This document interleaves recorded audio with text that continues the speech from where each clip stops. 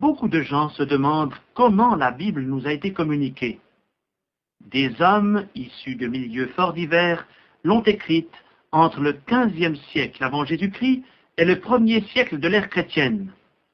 Tous ont été au bénéfice de l'inspiration divine par le Saint-Esprit.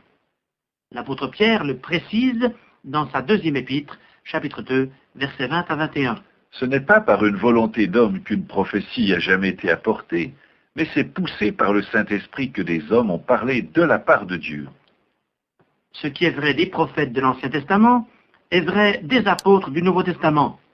Leur message n'émane pas d'une volonté humaine, mais il est l'expression de la volonté divine transmise par l'Esprit Saint. Cet esprit, nous dit Pierre, a poussé des hommes à parler de la part de Dieu. Cela signifie que l'Esprit de Dieu agissait sur l'esprit des hommes, un peu comme le vent agit dans les voiles d'un navire. Il gonfle ses voiles, puis, irrésistiblement, le pousse dans une direction précise. Le vent est invisible, mais son action est visible et efficace.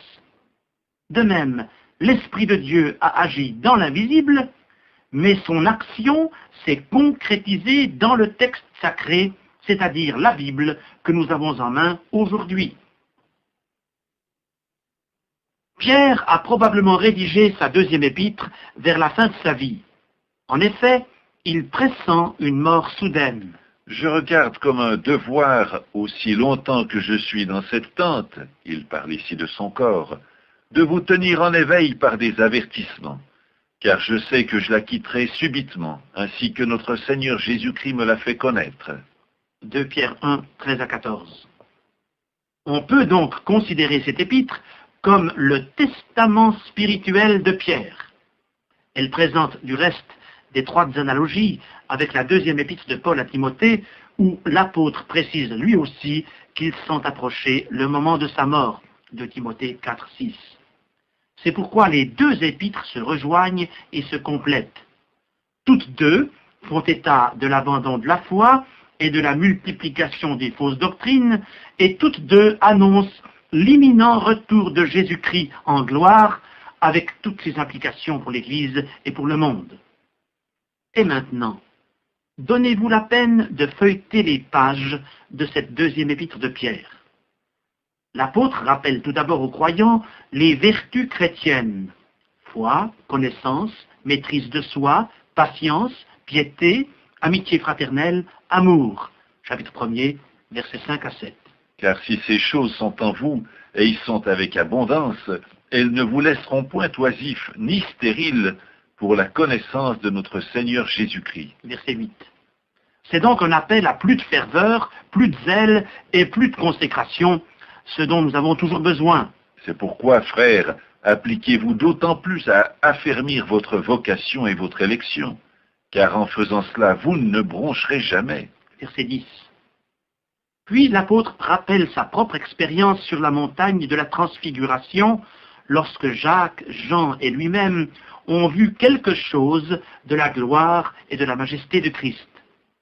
Ce qu'il a vu de ses yeux et entendu de ses oreilles est pour lui comme une preuve de la véracité des écrits prophétiques de l'Ancien Testament quant aux événements futurs. Nous tenons pour d'autant plus certaine la parole prophétique à laquelle vous faites bien de prêter attention, comme une lampe qui brille dans un lieu obscur, jusqu'à ce que le jour vienne apparaître et que l'étoile du matin se lève dans vos cœurs.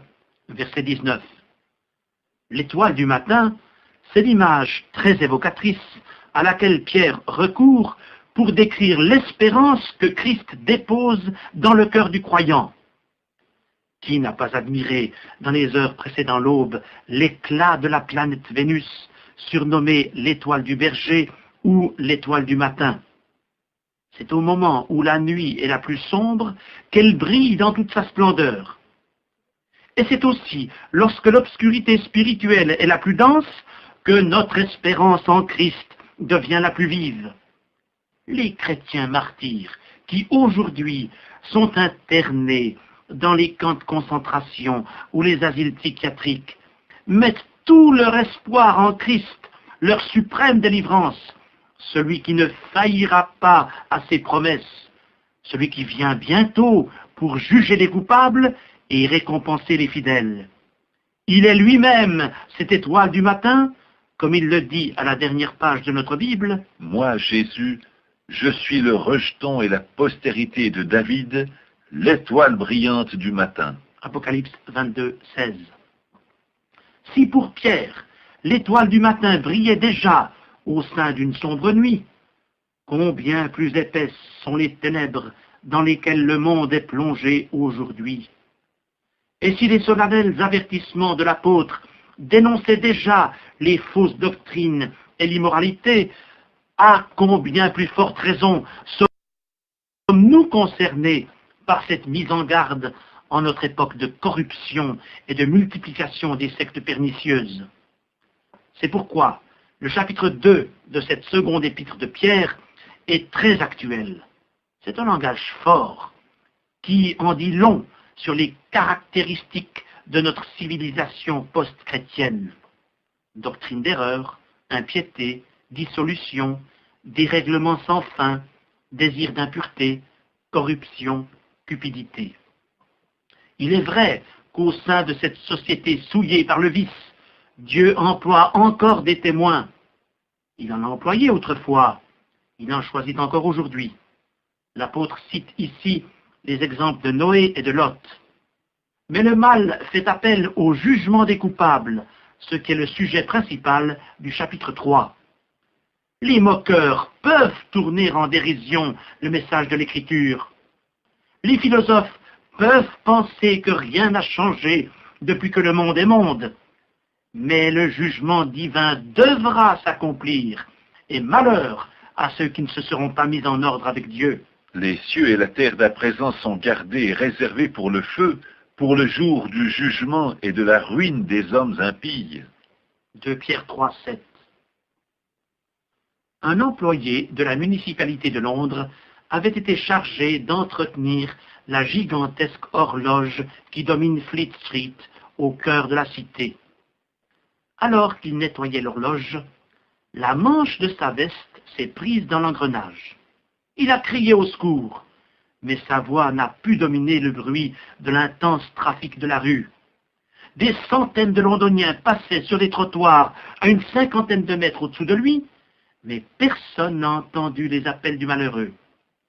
Le mécanisme du mouvement d'horlogerie a broyé impitoyablement l'employé, qui a succombé à une mort atroce, privé de tout secours, au lieu même où se pressait la foule citadine la plus dense.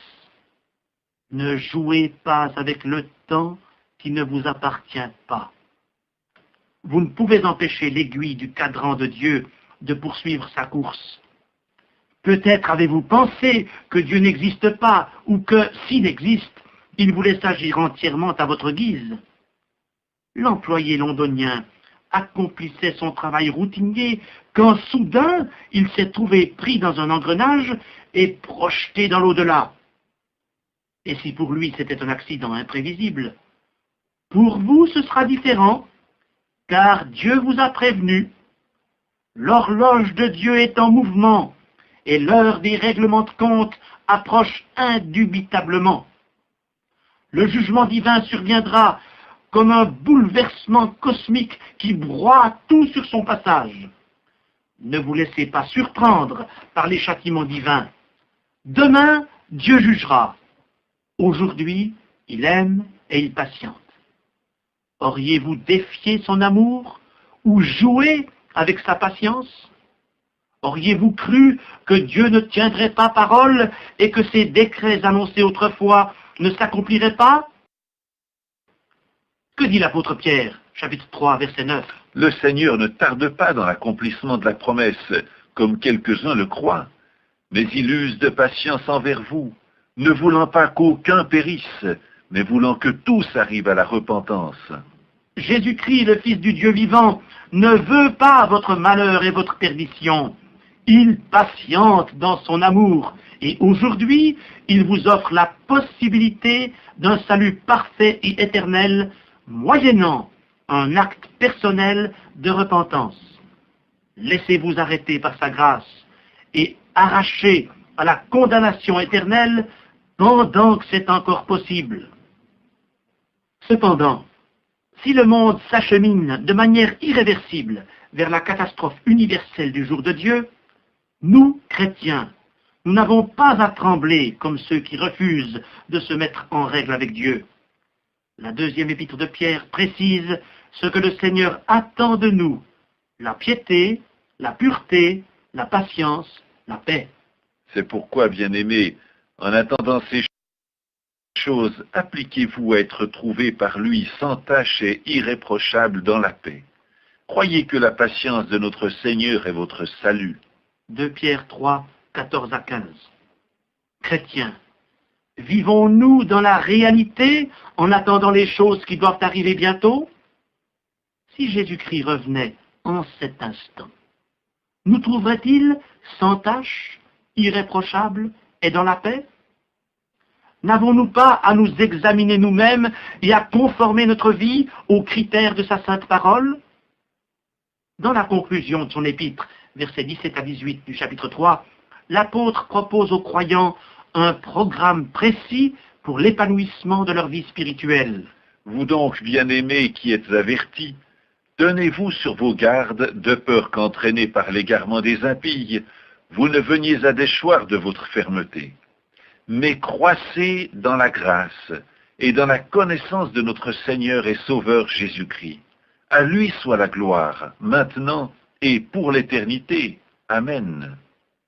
À la fin de ce bref exposé de la deuxième épître de Pierre, nous ne pouvons qu'exprimer ce vœu: que vous puissiez, que nous puissions tous croître dans la grâce et dans la connaissance de notre Seigneur et Sauveur Jésus-Christ.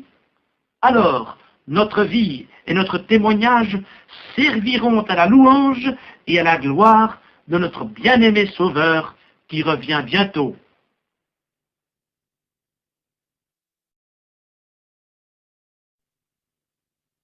L'amour de Dieu a été manifesté envers nous en ce que Dieu a envoyé son Fils unique dans le monde afin que nous vivions par lui. Ce texte de la première épître de Jean, chapitre 4, verset 9, pourrait, me semble-t-il, résumer cette épître.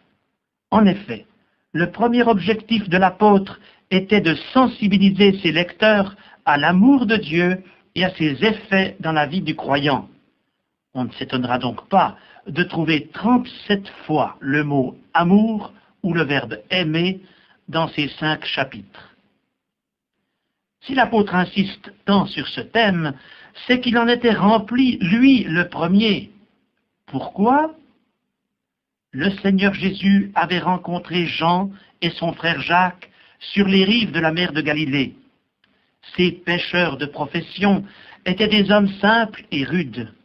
Jésus les a surnommés « fils du tonnerre » Marc 3, 17. Peut-être en raison de leur caractère plutôt entier, impulsif, voire colérique. Jacques et Jean étaient vraiment fils du tonnerre lorsqu'ils proposèrent un jour que le feu du ciel descende et consume les Samaritains qui n'avaient pas voulu recevoir leur maître. Luc 9, 54. Mais le Seigneur les enseigna. Écoutons-le. Évangile de Jean, chapitre 13, verset 34. Mes petits enfants, je vous donne un commandement nouveau. Aimez-vous les uns les autres. Comme je vous ai aimé, vous aussi aimez-vous les uns les autres. Et n'entendons-nous pas l'écho de ces paroles de Christ dans l'épître de Jean? Bien-aimés, aimons-nous les uns les autres, car l'amour est de Dieu, et quiconque aime est né de Dieu et connaît Dieu. Celui qui n'aime pas n'a pas connu Dieu, car Dieu est amour. Première épître de Jean, chapitre 4, versets 7 à 8. Et c'est ainsi que, peu à peu, Jean est devenu le disciple de l'amour. Vers la fin de son évangile, il parle à diverses reprises de lui-même comme du disciple que Jésus aimait. Jean 13, 23, 19, 26, 20, verset 2 et 21, verset 7. C'est dire à quel point l'amour de son Seigneur l'avait pénétré et transformé. Et lorsque 50 ans plus tard, il prend la plume pour exhorter les croyants, Le Saint-Esprit l'inspire à développer ce thème. N'était-il pas particulièrement bien placé pour reprendre ce message qu'il avait reçu de son maître et qui avait transformé sa vie? Il y a des similitudes de langage très marquées entre les paroles du Seigneur dans l'Évangile selon Jean et les phrases de l'apôtre dans ses épîtres. Car Jean ne s'est pas seulement imprégné du message de son maître, mais des expressions même qu'il employait. Il en est ainsi, par exemple, de l'appellation « mes petits-enfants » utilisée par Jésus-Christ pour ses disciples lorsqu'il se trouvait seul avec eux.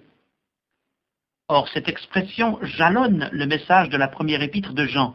C'est au point que le docteur Scofield, dans ses commentaires de la Bible, établit son plan de cette épître sur la base de cette expression. Je cite ce plan. « Les petits-enfants en communion avec Dieu et entre eux » chapitre 1, verset 3 à chapitre 2, verset 11. « Les petits-enfants et leurs ennemis » chapitre 2, verset 12 à 27. « Les petits-enfants et le retour du Seigneur » chapitre 2, verset 28 à chapitre 3, verset 3. « Les petits-enfants en contraste avec les enfants du diable » chapitre 3, verset 4 à 24. « Les petits-enfants et les faux prophètes » chapitre 4, verset 1 à 6. Les petits-enfants affermis et mis en garde, chapitre 4, verset 7 à chapitre 5, verset 19. Pourquoi l'apôtre insiste-t-il sur cette expression « petits-enfants » ? D'une part, il présente aux jeunes croyants leur Père céleste, ce Père avec qui ils peuvent avoir communion en vertu de l'œuvre de Christ son Fils, chapitre 1, verset 5 à 7. D'autre part, il sait que les convertis auxquels il s'adresse sont encore bien jeunes dans la foi. Peut-être que plusieurs d'entre eux sont des nouveau-nés en Christ. L'apôtre sait aussi que ces jeunes croyants sont vulnérables à l'esprit d'Antéchrist, cet esprit diabolique qui règne déjà dans le monde. Chapitre 2, versets 18 et 22. Ils doivent apprendre à ne pas ressembler à Caïn, dont le cœur était si plein de haine qu'il a tué son frère. Chapitre 3, verset 12.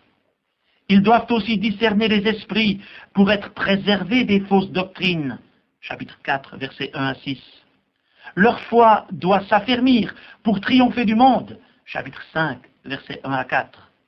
Enfin, il importe qu'ils soient gardés des idoles, telles que l'amour de l'argent, l'orgueil, bref, tout ce qui, dans le cœur du croyant, prend la place du Dieu véritable. Chapitre 5, versets 20 à 21. Mais comment ces petits-enfants dans la foi grandiront-ils dans la connaissance de leur Seigneur? Car il faut qu'ils passent de l'enfance à l'adolescence, puis à l'âge adulte, dans le domaine spirituel bien sûr.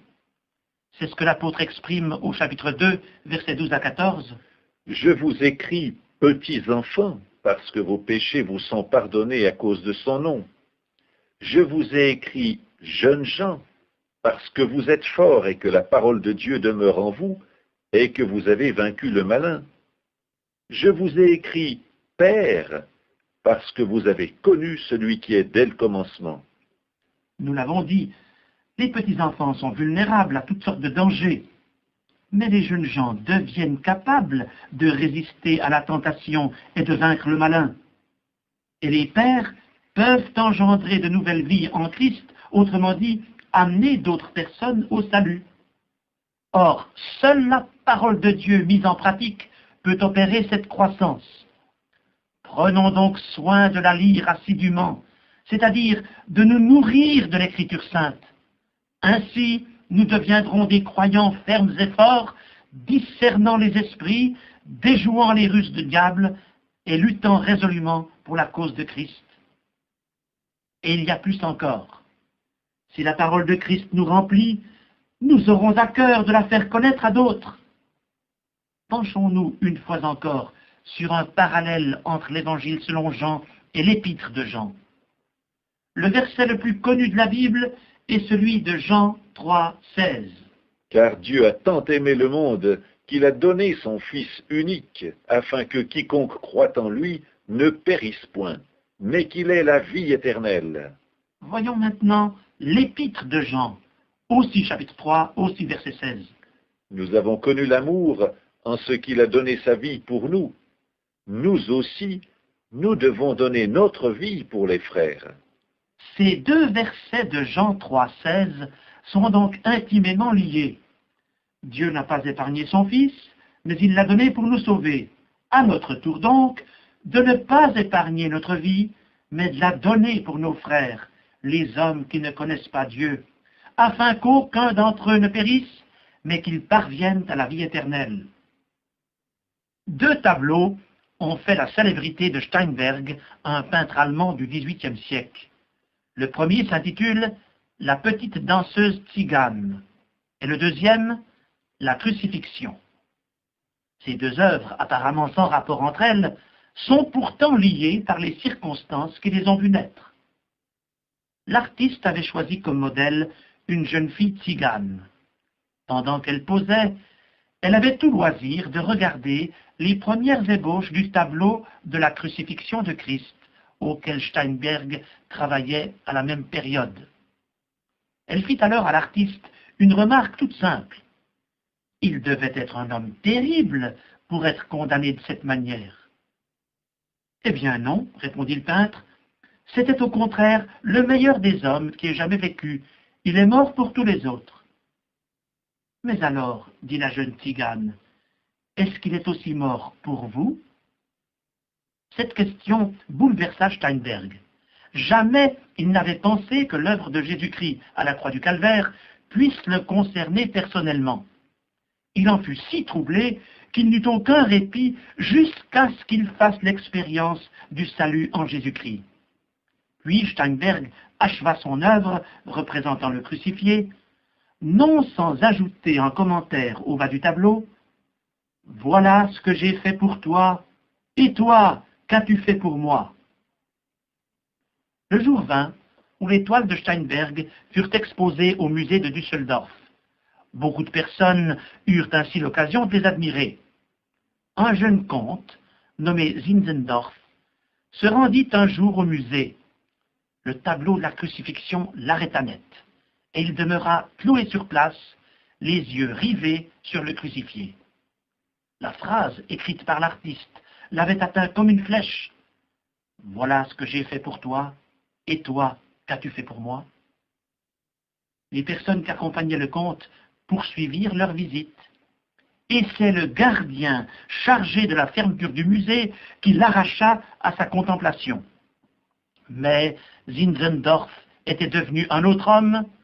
Il avait accepté Christ comme son sauveur. Dès lors, il lui consacra sa vie et sa fortune.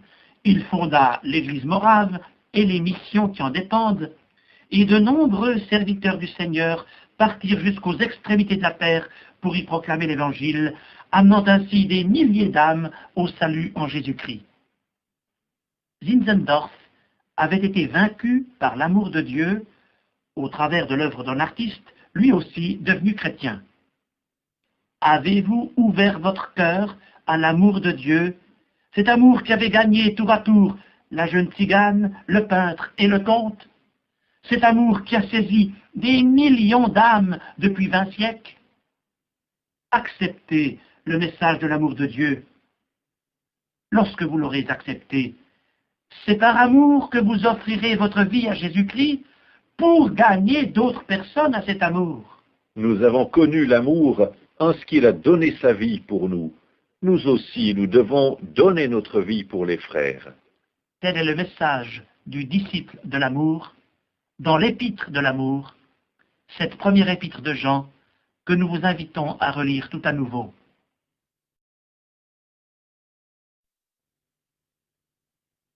La deuxième et la troisième épître de Jean ont été écrites vers l'an 85. Ce sont les deux livres les plus courts du Nouveau Testament. Peut-être est-ce en raison de leur brièveté, respectivement 13 et 15 versets, que l'on n'en parle pas très fréquemment et que les exégètes les ont souvent laissés de côté, comme s'ils avaient préféré commenter des épîtres plus substantielles. Pourtant, ces deux épîtres complètent admirablement l'ensemble des écrits du Nouveau Testament, et la première épître de Jean en particulier. Dans sa première épître, l'apôtre Jean a développé surtout le thème de l'amour de Dieu et de ses effets dans le cœur du croyant. Dans ses deuxième et troisième épîtres, il associe l'amour à la vérité. En effet, le mot vérité apparaît 10 fois dans ces 28 versets. Ce mot vérité est parfois fort mal compris. L'homme moderne, malgré ses connaissances philosophiques étendues, ne sait parfois plus ce qu'est la vérité. Et il pourrait aujourd'hui poser la question que Pilate, le gouverneur romain, avait posée à Jésus-Christ. Qu'est-ce que la vérité? Jean 18, 38. Et pourquoi ne sait-on plus au XXe siècle ce qu'est la vérité? D'une part, parce que quelque chose a été faussé dans l'esprit humain, au point qu'on préfère les compromis aux absolus, et qu'on s'efforce de s'aligner sur plusieurs vérités comme s'il en existait plusieurs. Cette situation ambiguë a fait dire à Jean Cocteau « Je suis toujours un mensonge qui dit pourtant la vérité ». Et comment l'homme en est-il arrivé là? Son esprit, perturbé et déséquilibré par le péché, est devenu esclave de Satan. Le menteur est le père du mensonge. Jean 8, 44. Le Nouveau Testament déclare Le monde entier est sous la puissance du malin. Premier épître de Jean, chapitre 5, verset 19. C'est-à-dire, le monde entier est sous la puissance de Satan. Bientôt Satan s'incarnera dans un super-homme perfide que l'apôtre désigne sous le nom d'Antéchrist. Premier épître de Jean, chapitre 2, versets 18 et 22, deuxième épître de Jean, verset 7. Qui séduira le monde entier par des prodiges mensongers, 2 Thessaloniciens, chapitre 2, verset 9.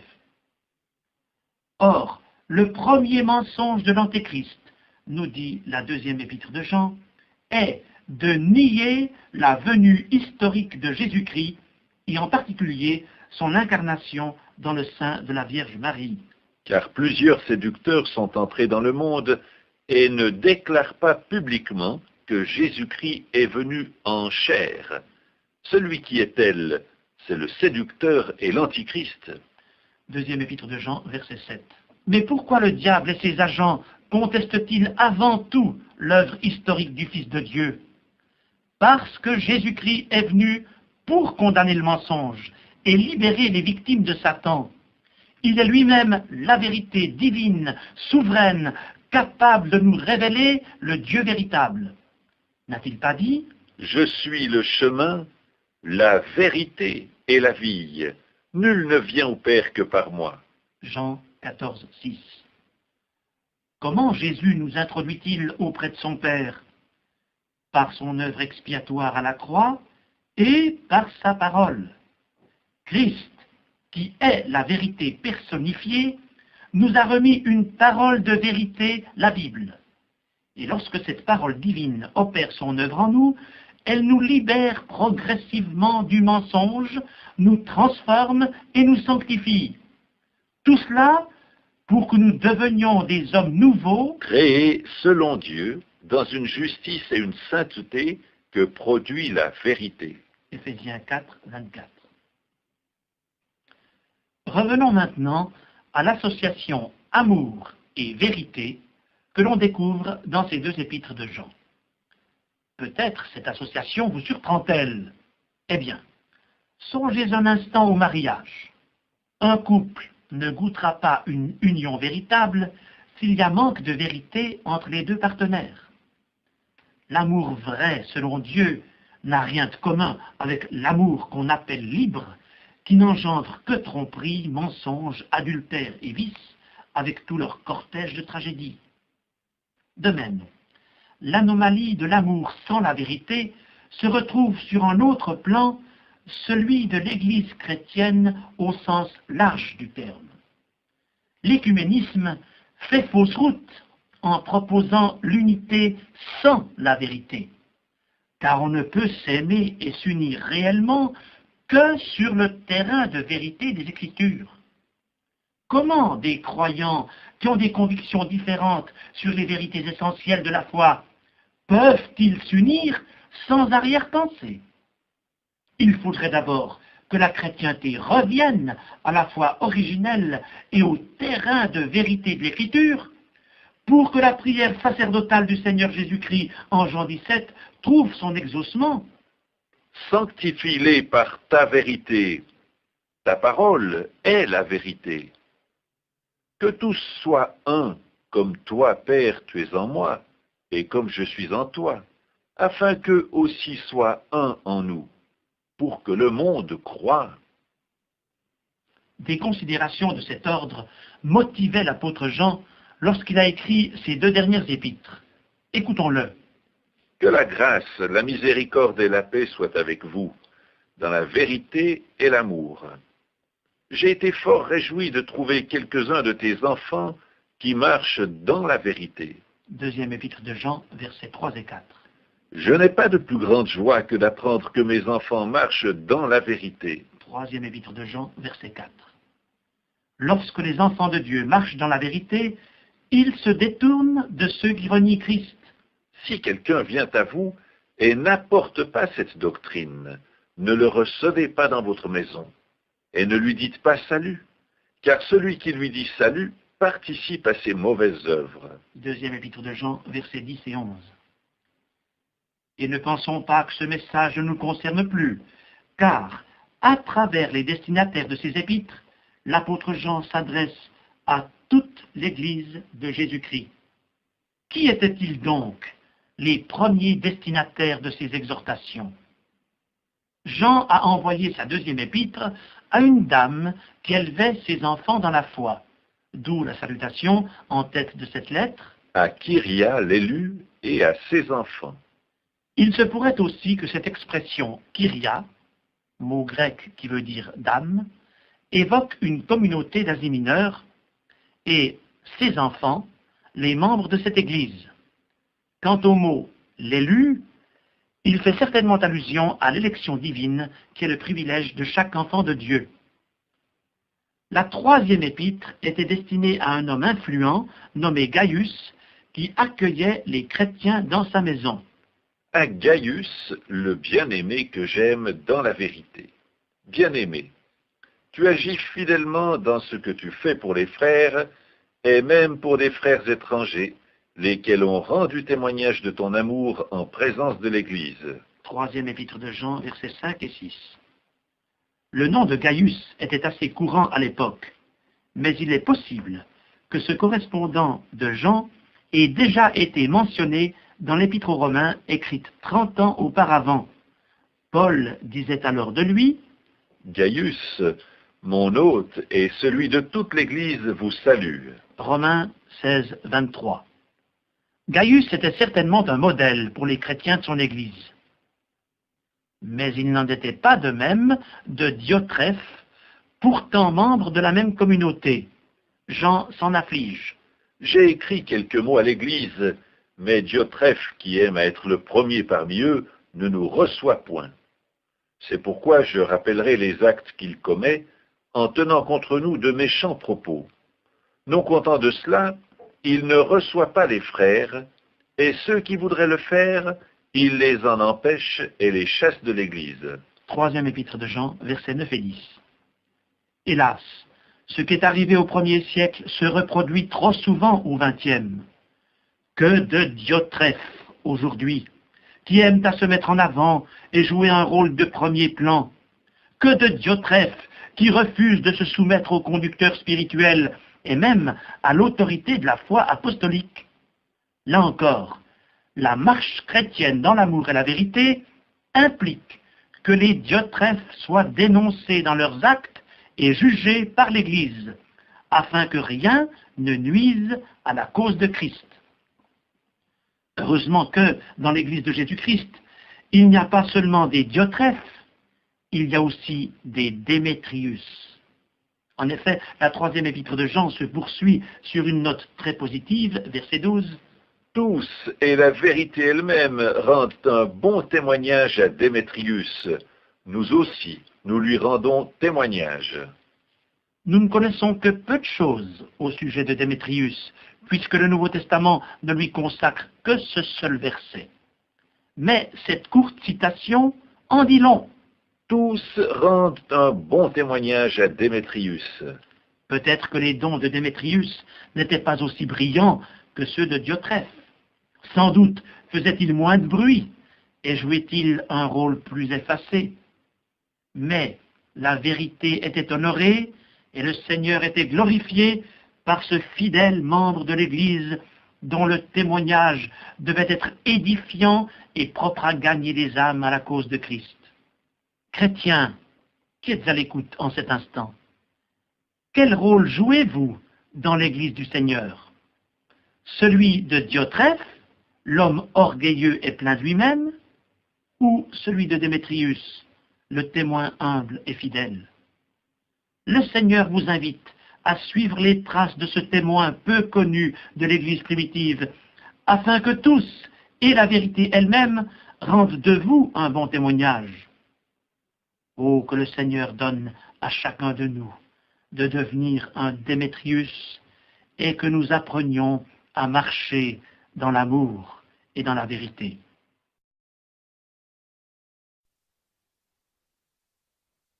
Lisez l'épître de Jude, et vous serez frappés de la profondeur de son message et de la variété des sujets abordés. En 25 versets, Jude nous a beaucoup donné. Il faut reconnaître que les écrits apostoliques sont d'une densité exceptionnelle. Or, seule l'inspiration du Saint-Esprit a pu communiquer aux écrivains sacrés du Nouveau Testament une révélation si riche sous une forme si condensée. Jude était, comme l'apôtre Jacques, le frère du Seigneur Jésus. Mais il ne se prévaut pas de cette relation familiale lorsqu'il prend la plume pour exhorter, instruire et avertir l'Église du Seigneur. Il se présente Jude, serviteur de Jésus-Christ et frère de Jacques.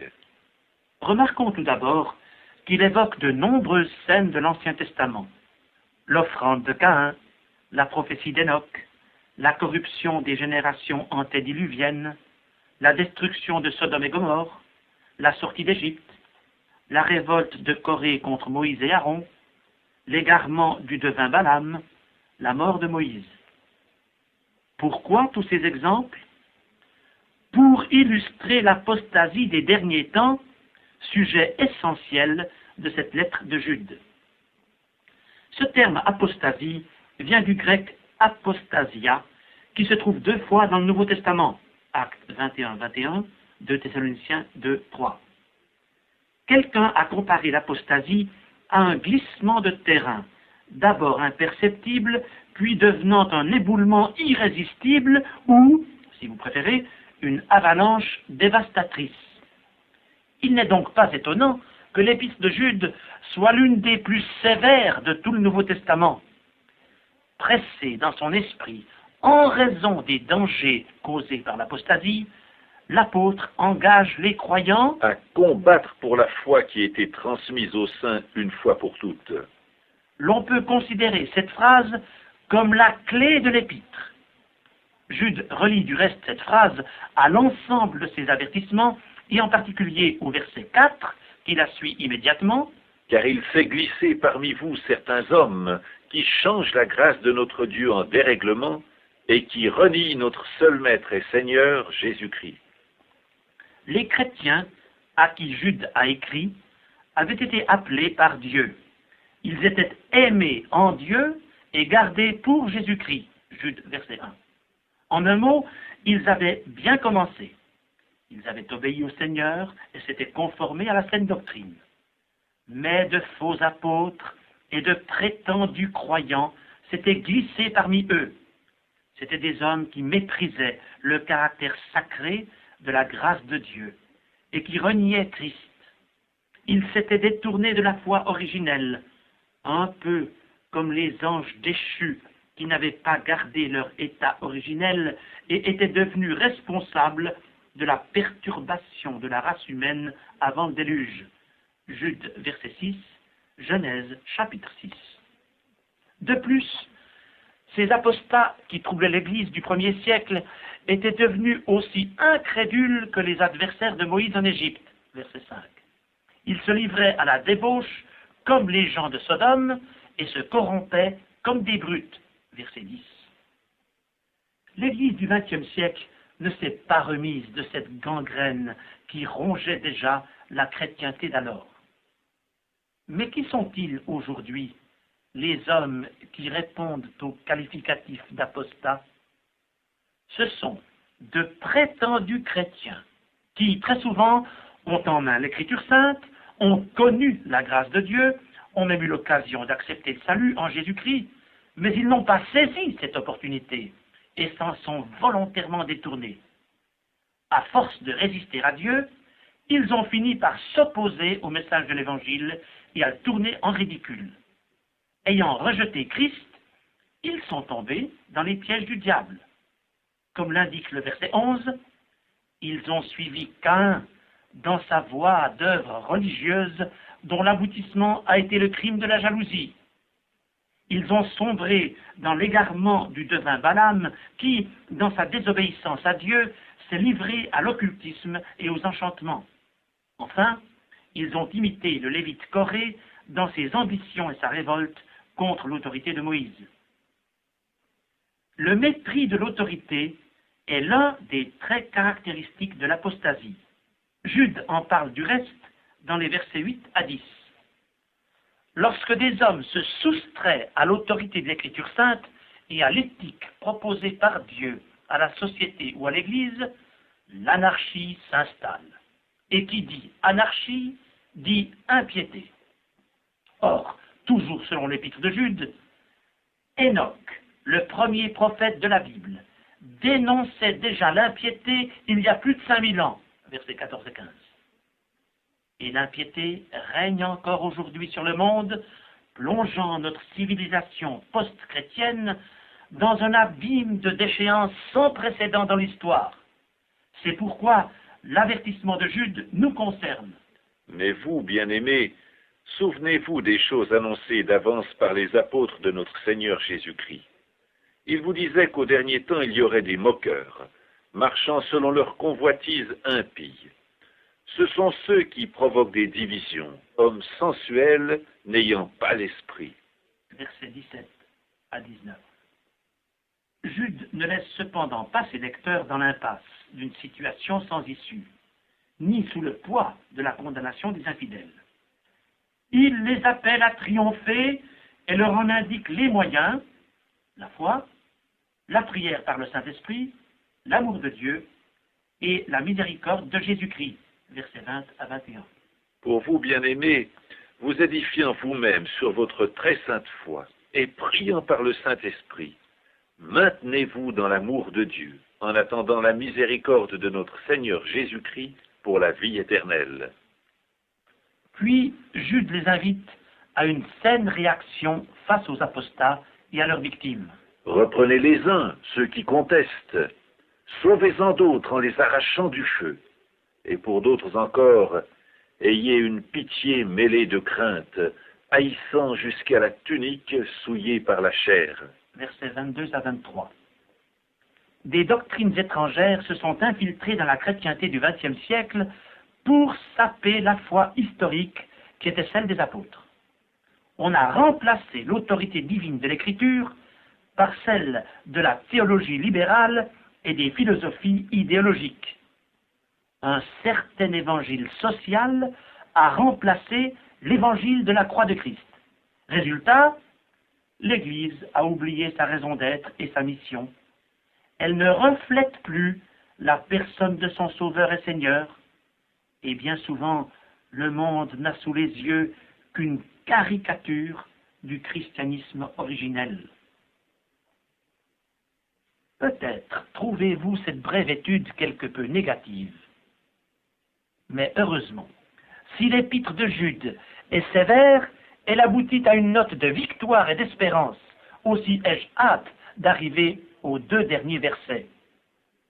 À celui qui peut vous préserver de toute chute et vous faire paraître devant sa gloire irréprochable et dans l'allégresse, à Dieu seul, notre Sauveur, par Jésus-Christ notre Seigneur, soit gloire, majesté, force et puissance, dès avant tous les temps, et maintenant, et dans tous les siècles.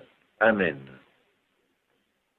Mais avant que tous les vainqueurs soient réunis dans cette gloire pour chanter les louanges de Dieu, notre Sauveur, et de Jésus-Christ, notre Seigneur, il faut que les membres de l'Église universelle de Jésus-Christ soient victorieux ici-bas en résistant à l'apostasie.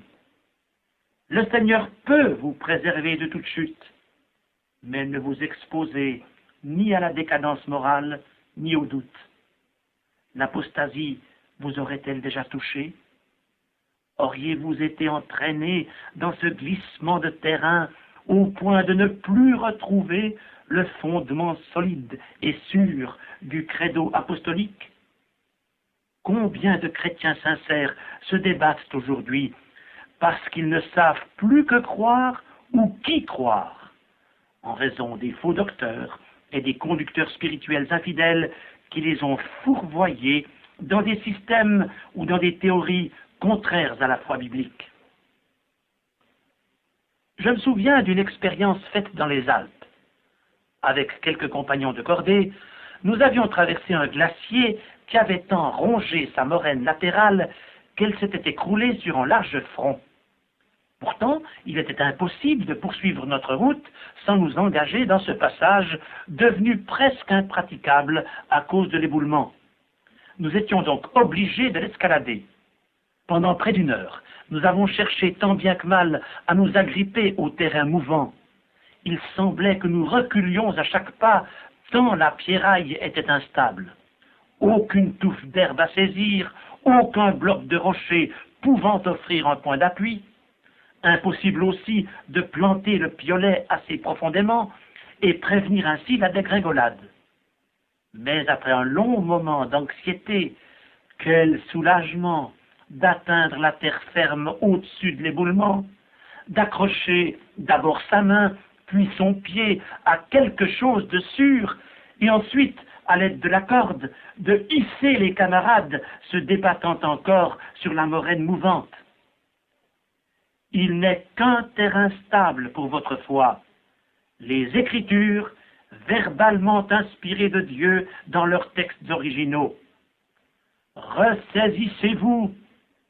Si vous l'avez perdu, retrouvez le terrain sacré du credo apostolique que Jude appelle la foi transmise aux saints une fois pour toutes, et que les cordages d'amour du Seigneur vous arrachent au doute et à l'apostasie pour vous amener à Christ et vous maintenir sur le terrain sacré de l'Écriture. Ainsi seulement serez-vous préparés à la gloire future réservée aux vainqueurs. Car Celui qui peut vous préserver de toute chute vous fera paraître devant sa gloire irréprochable et dans l'allégresse.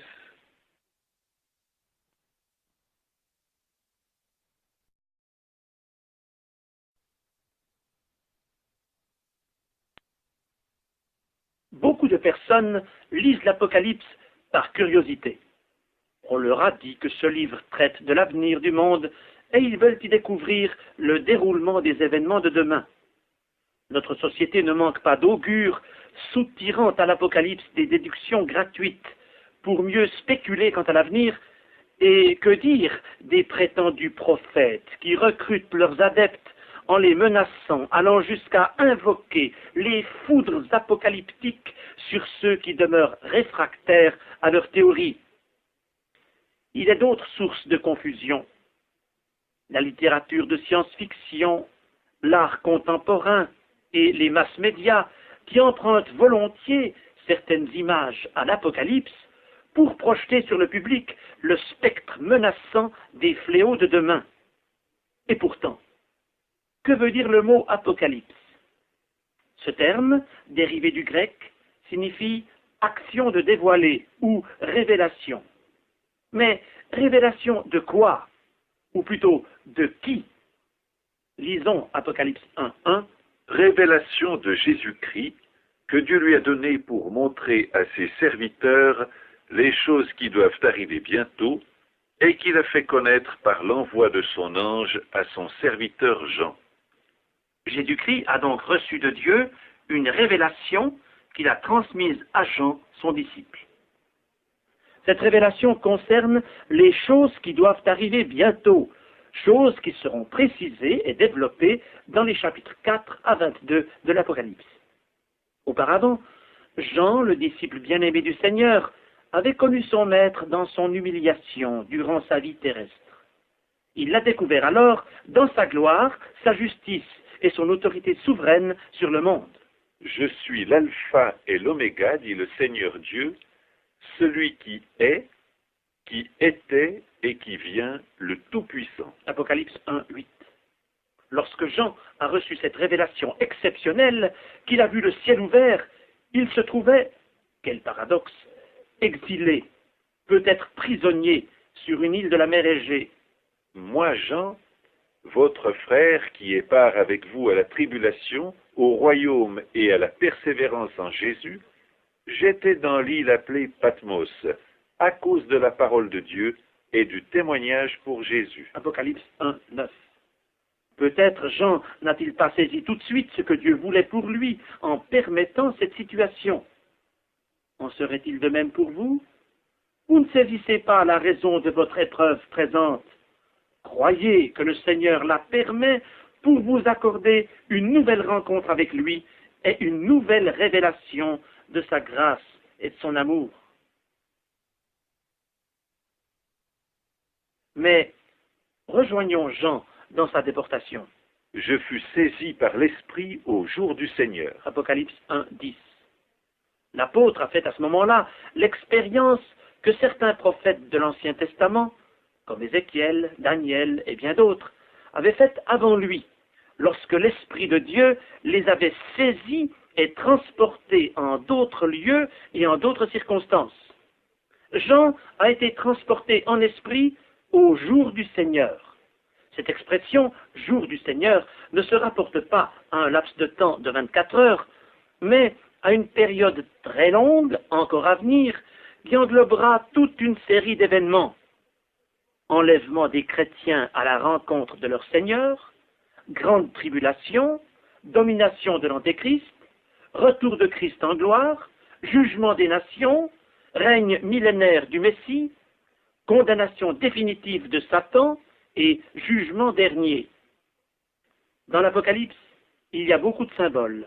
Livres scellés, cavaliers, chevaux, étoiles tombant sur terre, montagnes jetées en mer, sauterelles tourmentant les hommes, moissons, vendanges, coupes déversées sur le monde, et bien d'autres choses encore.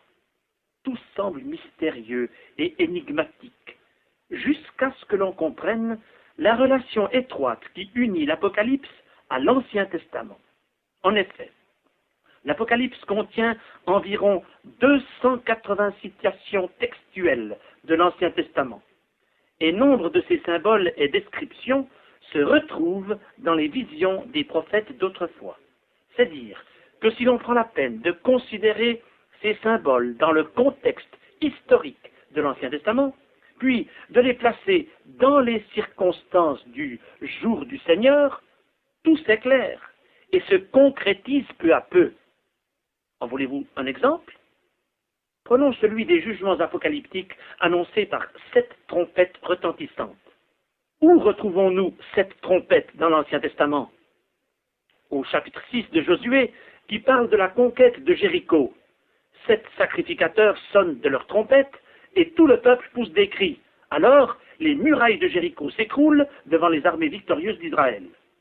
Application: quand les 7 anges de l'Apocalypse sonneront de leurs trompettes, les murailles de la civilisation de l'Antéchrist s'écrouleront devant les armées victorieuses du Seigneur, et comme Josué, dont le nom signifie sauveur, a vaincu en introduisant son peuple dans le pays de la promesse, Jésus, le Sauveur, vaincra ses adversaires et introduira son peuple dans l'accomplissement des promesses. Examinons maintenant le livre lui-même d'un peu plus près. Lorsque le Seigneur s'est révélé à Jean, il lui a ordonné « Écris ce que tu as vu, ce qui est et ce qui doit arriver ensuite. » Apocalypse 1, 19. Cette phrase détermine les sections du livre. Ce que tu as vu, c'est la révélation de Christ en gloire, sujet du chapitre 1er. Ce qui est, c'est au-delà des lettres aux 7 églises d'Asie, l'histoire du christianisme du 1er au 20e siècle. Chapitres 2 et 3. Ce qui doit arriver ensuite, ce sont les événements appartenant encore à l'avenir, chapitres 4 à 22.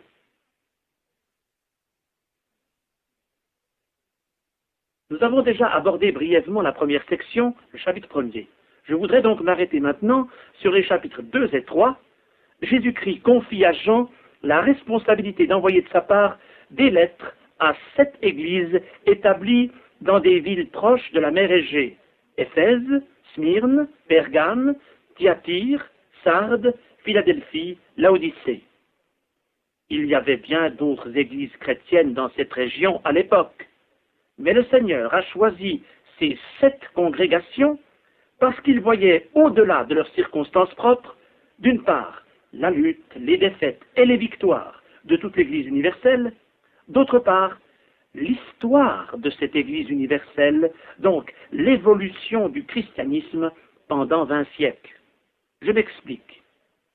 Les chrétiens d'Éphèse avaient alors perdu leur premier amour pour leur Seigneur. Ceux de Pergame avaient cédé au compromis et au mélange. À Thyatire, ils s'étaient laissés séduire par un enseignement perfide. Ceux de Sardes s'étaient endormis, spirituellement parlant, et ceux de Laodicée vivaient dans l'illusion. En contraste, l'église de Smyrne souffrait jusqu'au martyre, et celle de Philadelphie demeurait fidèle à la parole de Dieu. Or, ces caractéristiques se retrouvent dans l'Église universelle de tous les temps.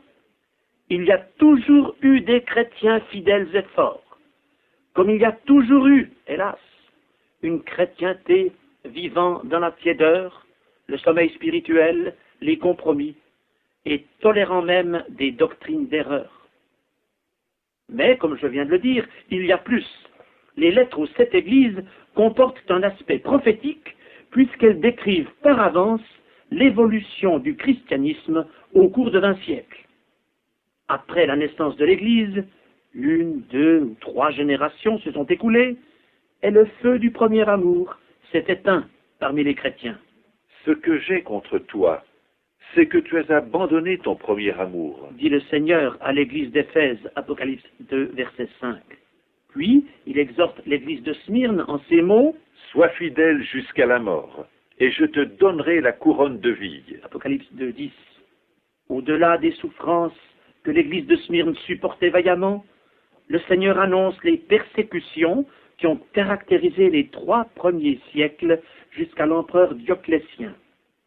Au IVe siècle, la situation se modifie. L'empereur Constantin fait du christianisme une religion d'État, et la chrétienté se confond désormais au monde. Il en résulte les compromis et le mélange, thème de la lettre à l'église de Pergame. Puis, la religion médiévale multiplie ses œuvres en tolérant dans son sein l'enseignement usurpateur des traditions, exactement comme l'a fait en son temps l'église de Thyatire. Au XVIe siècle éclate la Réforme, d'où surgit le protestantisme. Mais qu'est-il devenu aujourd'hui? Le Seigneur pourrait lui adresser les reproches qu'il avait envoyés à l'église de Sardes. Je sais que tu passes pour être vivant, et tu es mort. Sois vigilant, et affermis le reste qui est près de mourir. Apocalypse 3, 1 à 2.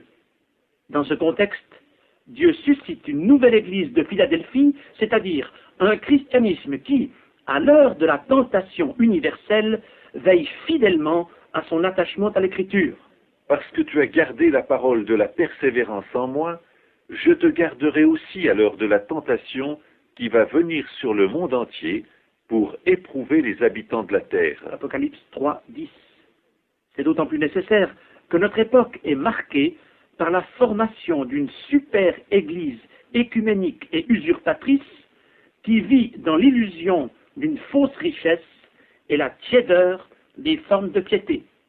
C'est exactement l'image proposée par la lettre à l'église de Laodicée. Le Seigneur s'est retiré de cette chrétienté apostate, mais du dehors, il appelle encore ceux qui veulent bien l'écouter. Voici, je me tiens à la porte et je frappe. Si quelqu'un entend ma voix et ouvre la porte, j'entrerai chez lui, je souperai avec lui et lui avec moi. Apocalypse 3, 20. Remarquez-le bien. Le Seigneur ne parle plus à une collectivité, mais à l'individu qui prête encore l'oreille à sa voix. Le salut n'est jamais collectif, mais il y a toujours espoir pour la personne qui ouvre son cœur à l'appel du Seigneur. Un artiste avait eu à cœur d'illustrer cette phrase d'Apocalypse 3, 20 et avait repris le Seigneur frappant à la porte. L'un des admirateurs de son tableau lui fit cependant remarquer « Maître, vous avez oublié la poignée extérieure de la porte. »« C'est voulu, » répondit le peintre, « car cette porte-là n'a de poignée qu'à l'intérieur. » En effet, lorsque le Seigneur frappe à la porte de notre cœur, c'est à nous qu'il appartient d'ouvrir. Jésus-Christ ne s'impose jamais, il patiente derrière la porte, où il continue de frapper, attendant notre réponse. Avez-vous donné votre réponse? Pourquoi ne pas la donner maintenant, en cet instant?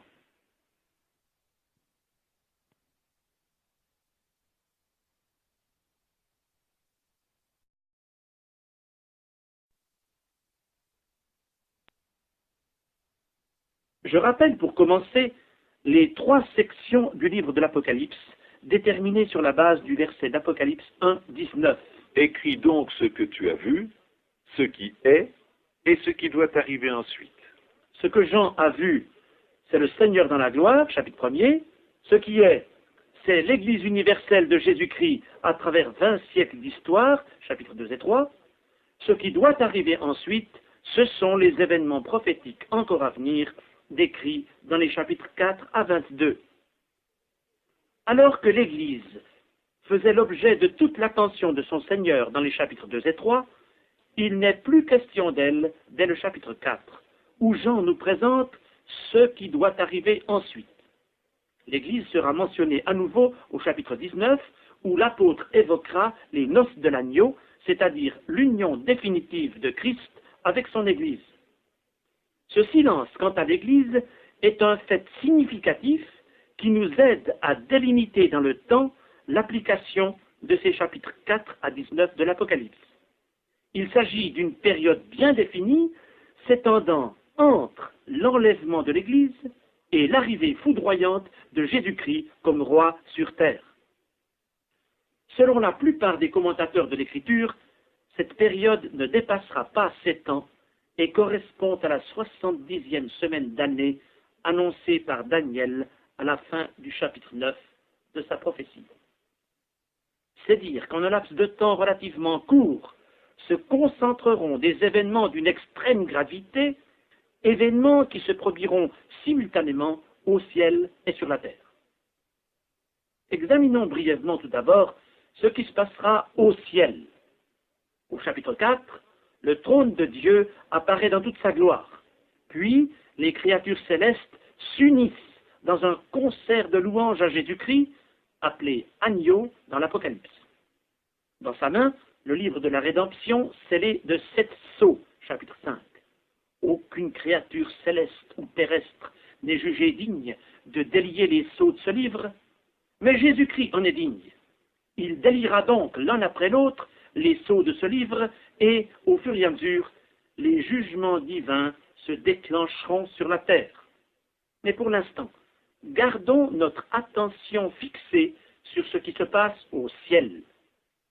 Après avoir contemplé le trône divin, Jean voit un autel destiné au sacrifice, d'où monte le parfum des prières des saints, chapitre 6, versets 9 à 11.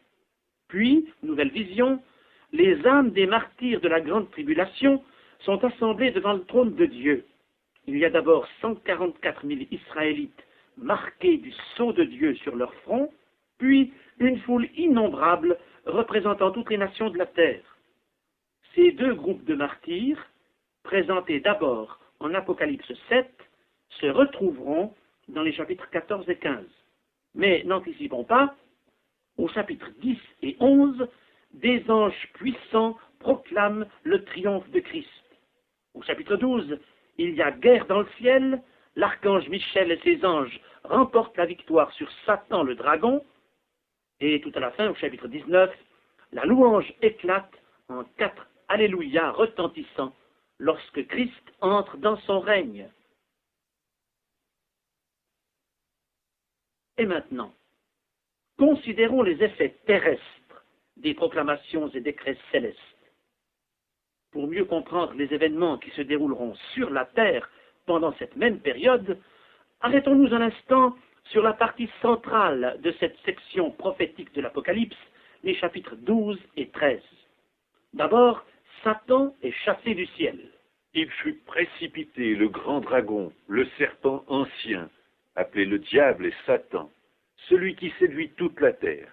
Il fut précipité sur la terre, et ses anges furent précipités avec lui. Malheur à la terre et à la mer, car le diable est descendu vers vous, animé d'une grande colère, sachant qu'il a peu de temps. Apocalypse 12, versets 9 et 12. Dans un suprême élan de révolte contre le souverain des cieux, le diable s'acharnera contre Israël, le peuple terrestre de Dieu, et contre les saints de la grande tribulation qui mourront martyrs. Satan séduira l'humanité sans Dieu. Il imitera la Trinité divine. Le Père du mensonge s'incarnera dans le Fils de la perdition, l'Antéchrist, qui, par un faux esprit, opérera des prodiges et des miracles. Apocalypse 13 nous parle de l'Antéchrist sous la forme imagée d'une bête qui monte de la mer, et du faux prophète sous celle d'une bête qui monte de la terre. L'Antéchrist est donc une personnalité dominante de l'Apocalypse. Mais, sur le fond sombre du règne de l'Antéchrist, se profilent les actes souverains de Christ comme juge. Ce sont des jugements bien distincts qui, dans le texte de l'Apocalypse, nous sont présentés sous la forme de 3 séries de 7 châtiments. L'ouverture des 7 sceaux du livre, chapitres 6 et 8, 1 à 4, la sonnerie de 7 trompettes, chapitres 8, 9 et 11, 15 à 19, et le déversement de 7 coupes, chapitre 16. Les lecteurs de l'Apocalypse, parfois désarçonnés par la complexité du texte, ont comparé le dernier livre de la Bible à un kaléidoscope où, en agitant le tube, on obtient des assemblages inattendus déterminés par le hasard. Mais rien n'arrive par hasard dans l'Apocalypse. Je préfère de beaucoup l'image du télescope proposée par certains commentateurs pour expliquer l'interdépendance et la complémentarité des jugements apocalyptiques. Dans un télescope, le réglage de plusieurs tubes concentriques met les diverses lentilles à distance définie l'une de l'autre et vous permet de distinguer nettement des objets souvent fort éloignés.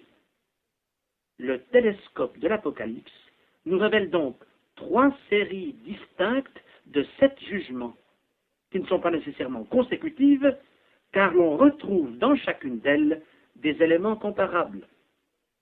Dans l'Apocalypse, les événements décrits suivent le même ordre que dans le discours de Jésus-Christ sur le mont des Oliviers, Matthieu 24 à 25, Marc 13, Luc 21. Un fait prépare l'autre et implique l'ensemble. Parmi ces jugements consécutifs, mentionnons les séductions, Apocalypse 6, 1 à 2, les guerres, Apocalypse 6, 3 à 4, les famines, Apocalypse 6, 5 à 6, les épidémies, Apocalypse 6, 7 à 8. C'est une époque de terreur pour tous les habitants du monde, Apocalypse 6, 12 à 17.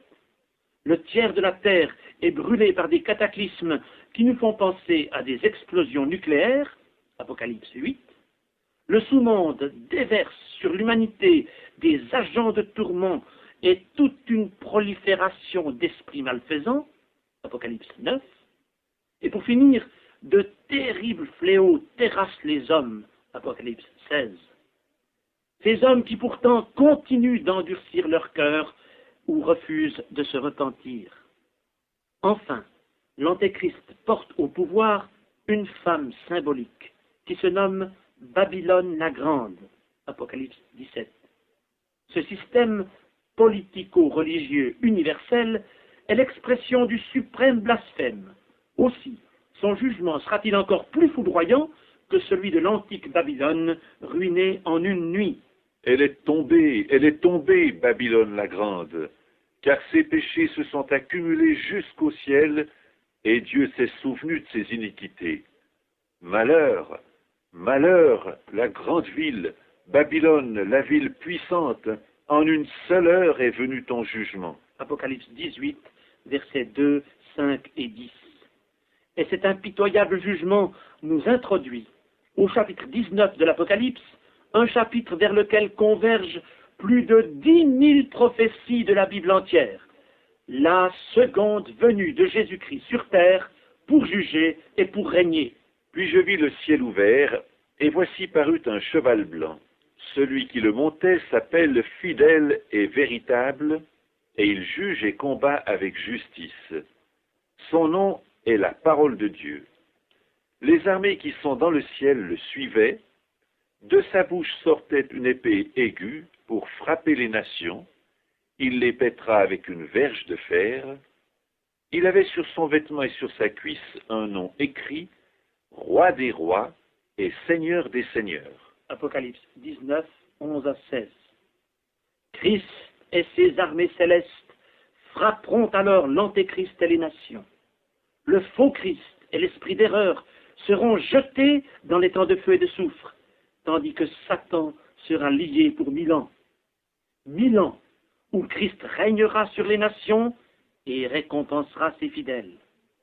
Et, après ces 10 siècles de paix, de félicité et de bonheur sans précédent pour les hommes, Satan sera délié pour un peu de temps. Il fomentera alors une ultime révolte, mais Christ frappera de façon définitive son adversaire et le jettera dans l'étang de feu et de soufre où il sera tourmenté pour l'éternité. Et il ne sera pas le seul à l'être, car tous ceux qui auront refusé d'adorer Dieu et de croire en lui au cours de l'histoire, y seront également jetés. C'est ce qui apparaîtra au jugement dernier, lorsque le ciel et la terre s'enfuiront devant le trône de justice du souverain, et où les âmes irrégénérées ressusciteront pour le jugement. Ces événements, dont l'ampleur surpasse tout ce qui précède, sont résumés en Apocalypse 20. Quant aux 2 derniers chapitres de la Bible, ils font resplendir devant nos yeux les perspectives de l'éternité où Dieu vivra au sein des hommes sur une terre entièrement nouvelle où la justice habitera.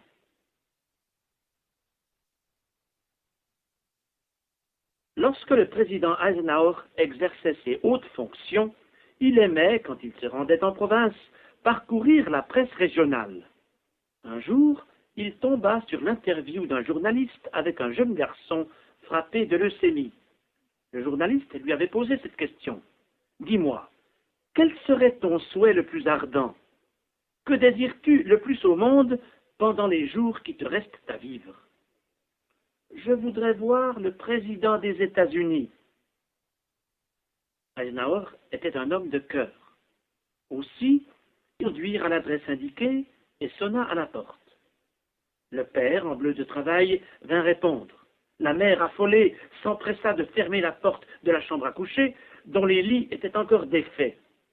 L'enfant, évidemment, fut au comble de la joie et reçut des cadeaux dignes du rang de son visiteur. Cependant, après la visite, les parents se regardèrent et dirent que nous avons fait grasse matinée justement aujourd'hui et que nous avons reçu le président dans un appartement en désordre. Bientôt, très bientôt, quelqu'un dont le rang est infiniment plus élevé que celui du président des États-Unis va surprendre le monde par son arrivée soudaine. Le Seigneur a dit: Voici, je viens bientôt, et ma rétribution est avec moi pour rendre à chacun selon son œuvre. Apocalypse 22, 12. Si Jésus-Christ venait aujourd'hui, Seriez-vous prêts? Sinon, mettez-vous en ordre avec lui. Et si vous avez déjà accepté Jésus comme votre sauveur personnel, joignez-vous aux innombrables croyants de tous les peuples qui expriment leur amour envers le Seigneur Jésus et leur fervente attente, peut-être dans les termes qui concluent l'Apocalypse et avec lui toute la Bible. L'Esprit et l'Épouse disent « Viens ». Que celui qui entend dise « Viens, Amen ». Viens, Seigneur Jésus.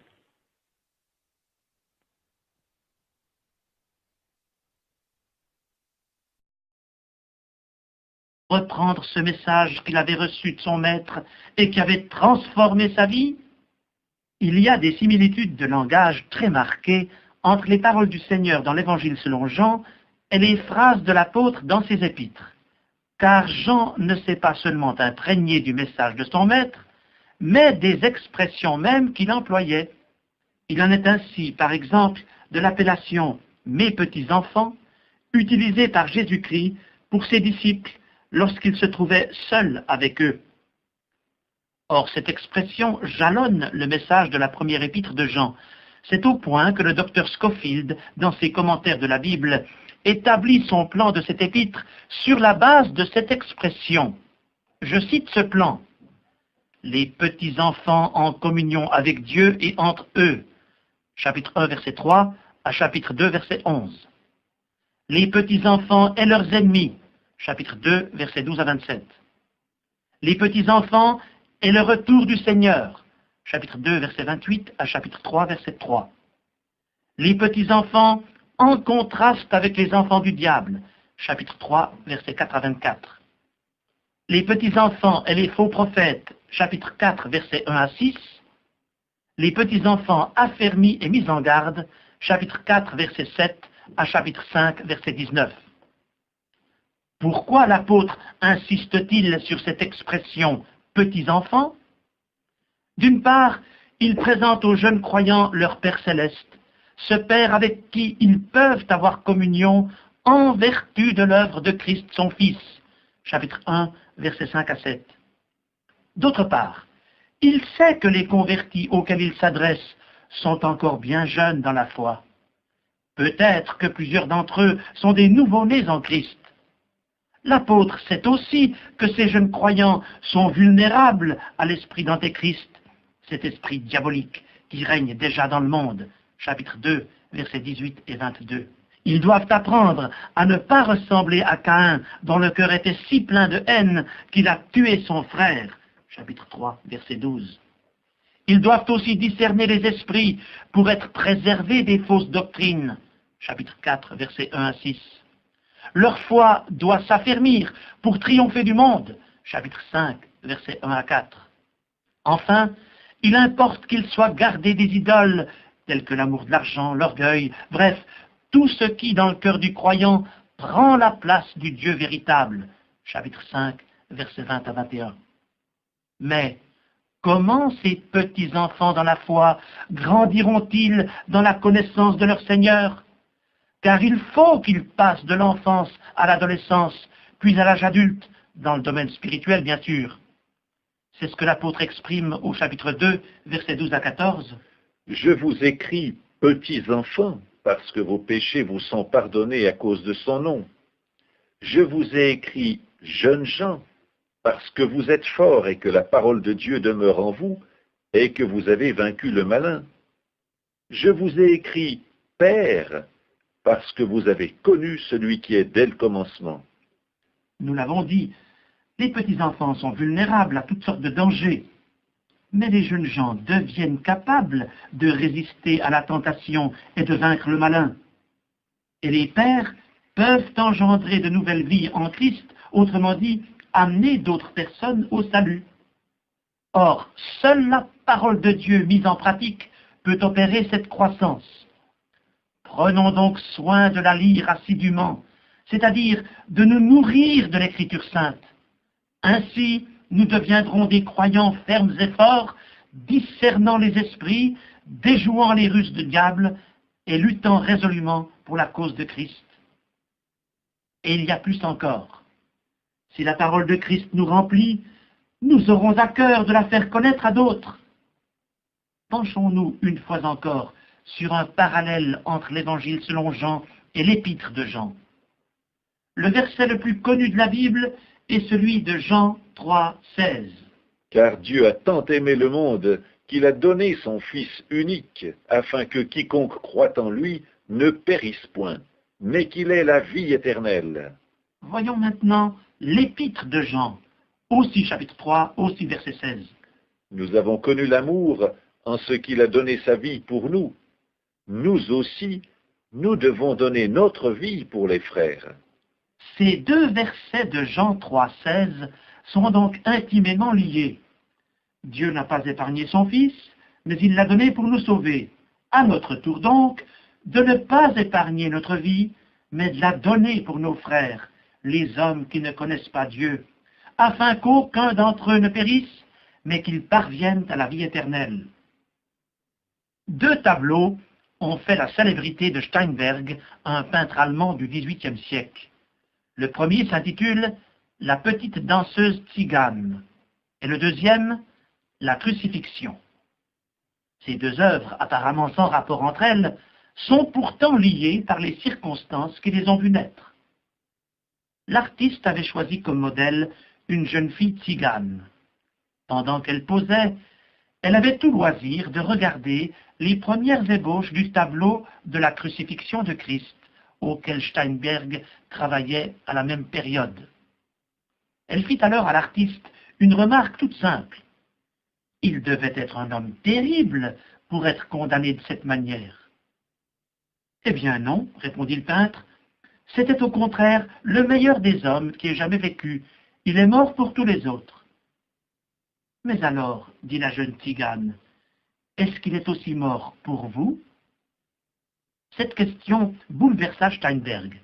Jamais il n'avait pensé que l'œuvre de Jésus-Christ à la croix du Calvaire puisse le concerner personnellement. Il en fut si troublé qu'il n'eut aucun répit jusqu'à ce qu'il fasse l'expérience du salut en Jésus-Christ. Puis Steinberg acheva son œuvre représentant le crucifié, non sans ajouter en commentaire au bas du tableau « Voilà ce que j'ai fait pour toi, et toi, qu'as-tu fait pour moi ?» Le jour vint où les toiles de Steinberg furent exposées au musée de Düsseldorf. Beaucoup de personnes eurent ainsi l'occasion de les admirer. Un jeune comte, nommé Zinzendorf, se rendit un jour au musée. Le tableau de la crucifixion l'arrêta net, et il demeura cloué sur place, les yeux rivés sur le crucifié. La phrase écrite par l'artiste l'avait atteint comme une flèche. « Voilà ce que j'ai fait pour toi, et toi, qu'as-tu fait pour moi ?» Les personnes qui accompagnaient le comte, beaucoup de gens se demandent comment la Bible nous a été communiquée. Des hommes issus de milieux fort divers l'ont écrite entre le XVe siècle avant Jésus-Christ et le 1er siècle de l'ère chrétienne. Tous ont été au bénéfice de l'inspiration divine par le Saint-Esprit. L'apôtre Pierre le précise dans sa deuxième épître, chapitre 2, versets 20 à 21. Ce n'est pas par une volonté d'homme qu'une prophétie a jamais été apportée, mais c'est poussé par le Saint-Esprit que des hommes ont parlé de la part de Dieu. Ce qui est vrai des prophètes de l'Ancien Testament est vrai des apôtres du Nouveau Testament. Leur message n'émane pas d'une volonté humaine, mais il est l'expression de la volonté divine transmise par l'Esprit Saint. Cet esprit, nous dit Pierre, a poussé des hommes à parler de la part de Dieu. Cela signifie que l'Esprit de Dieu agissait sur l'esprit des hommes, un peu comme le vent agit dans les voiles d'un navire. Il gonfle ses voiles, puis, irrésistiblement, le pousse dans une direction précise. Le vent est invisible, mais son action est visible et efficace. De même, l'Esprit de Dieu a agi dans l'invisible, mais son action s'est concrétisée dans le texte sacré, c'est-à-dire la Bible que nous avons en main aujourd'hui. Pierre a probablement rédigé sa deuxième épître vers la fin de sa vie. En effet, il pressent une mort soudaine. Je regarde comme un devoir, aussi longtemps que je suis dans cette tente, il parle ici de son corps, de vous tenir en éveil par des avertissements, car je sais que je la quitterai subitement, ainsi que notre Seigneur Jésus-Christ me l'a fait connaître. 2 Pierre 1, 13 à 14. On peut donc considérer cette épître comme le testament spirituel de Pierre. Elle présente du reste d'étroites analogies avec la deuxième épître de Paul à Timothée, où l'apôtre précise lui aussi qu'il sent approcher le moment de sa mort, de Timothée 4, 6. C'est pourquoi les deux épîtres se rejoignent et se complètent. Toutes deux font état de l'abandon de la foi et de la multiplication des fausses doctrines, et toutes deux annoncent l'imminent retour de Jésus-Christ en gloire, avec toutes ses implications pour l'Église et pour le monde. Et maintenant, donnez-vous la peine de feuilleter les pages de cette deuxième épître de Pierre. L'apôtre rappelle tout d'abord aux croyants les vertus chrétiennes: foi, connaissance, maîtrise de soi, patience, piété, amitié fraternelle, amour. Chapitre 1er, versets 5 à 7. Car si ces choses sont en vous, et y sont avec abondance, elles ne vous laisseront point oisifs ni stériles pour la connaissance de notre Seigneur Jésus-Christ. Verset 8. C'est donc un appel à plus de ferveur, plus de zèle et plus de consécration, ce dont nous avons toujours besoin. C'est pourquoi, frères, appliquez-vous d'autant plus à affermir votre vocation et votre élection, car en faisant cela, vous ne broncherez jamais. Verset 10. Puis l'apôtre rappelle sa propre expérience sur la montagne de la transfiguration, lorsque Jacques, Jean et lui-même ont vu quelque chose de la gloire et de la majesté de Christ. Ce qu'il a vu de ses yeux et entendu de ses oreilles est pour lui comme une preuve de la véracité des écrits prophétiques de l'Ancien Testament quant aux événements futurs. Nous tenons pour d'autant plus certaine la parole prophétique à laquelle vous faites bien de prêter attention, comme une lampe qui brille dans un lieu obscur, jusqu'à ce que le jour vienne apparaître et que l'étoile du matin se lève dans vos cœurs. Verset 19. L'étoile du matin, c'est l'image très évocatrice à laquelle Pierre recourt pour décrire l'espérance que Christ dépose dans le cœur du croyant. Qui n'a pas admiré, dans les heures précédant l'aube, l'éclat de la planète Vénus, surnommée l'étoile du berger ou l'étoile du matin? C'est au moment où la nuit est la plus sombre qu'elle brille dans toute sa splendeur. Et c'est aussi lorsque l'obscurité spirituelle est la plus dense que notre espérance en Christ devient la plus vive. Les chrétiens martyrs qui aujourd'hui sont internés dans les camps de concentration ou les asiles psychiatriques mettent tout leur espoir en Christ, leur suprême délivrance, celui qui ne faillira pas à ses promesses, celui qui vient bientôt pour juger les coupables et récompenser les fidèles. Il est lui-même cette étoile du matin, comme il le dit à la dernière page de notre Bible. Moi, Jésus, je suis le rejeton et la postérité de David, l'étoile brillante du matin. Apocalypse 22, 16. Si pour Pierre, l'étoile du matin brillait déjà au sein d'une sombre nuit, combien plus épaisses sont les ténèbres dans lesquelles le monde est plongé aujourd'hui. Et si les solennels avertissements de l'apôtre dénonçaient déjà les fausses doctrines et l'immoralité, à combien plus forte raison sommes-nous concernés par cette mise en garde en notre époque de corruption et de multiplication des sectes pernicieuses. C'est pourquoi le chapitre 2 de cette seconde épître de Pierre est très actuel. C'est un langage fort qui en dit long sur les caractéristiques de notre civilisation post-chrétienne. Doctrine d'erreur, impiété, dissolution, dérèglement sans fin, désir d'impureté, corruption, cupidité. Il est vrai qu'au sein de cette société souillée par le vice, Dieu emploie encore des témoins. Il en a employé autrefois, il en choisit encore aujourd'hui. L'apôtre cite ici les exemples de Noé et de Lot. Mais le mal fait appel au jugement des coupables, ce qui est le sujet principal du chapitre 3. Les moqueurs peuvent tourner en dérision le message de l'Écriture.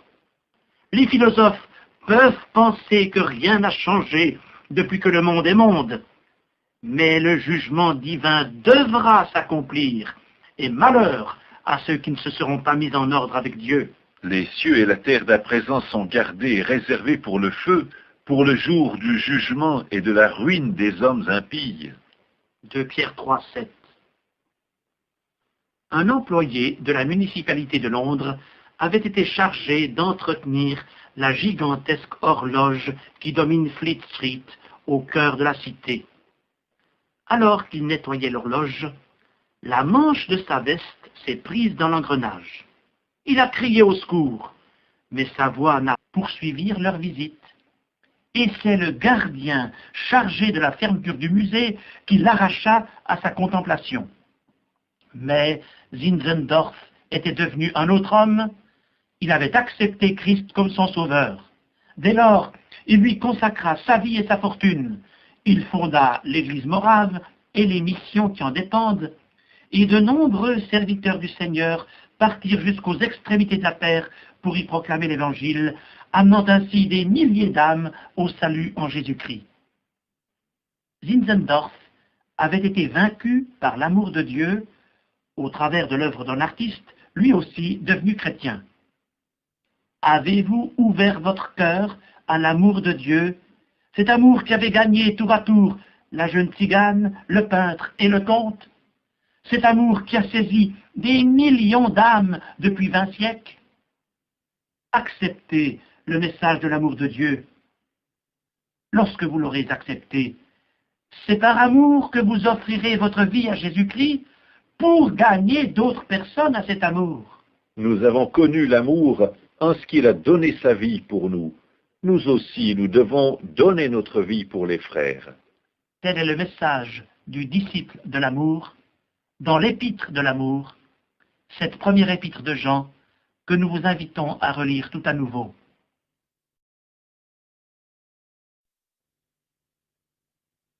La deuxième et la troisième épître de Jean ont été écrites vers l'an 85.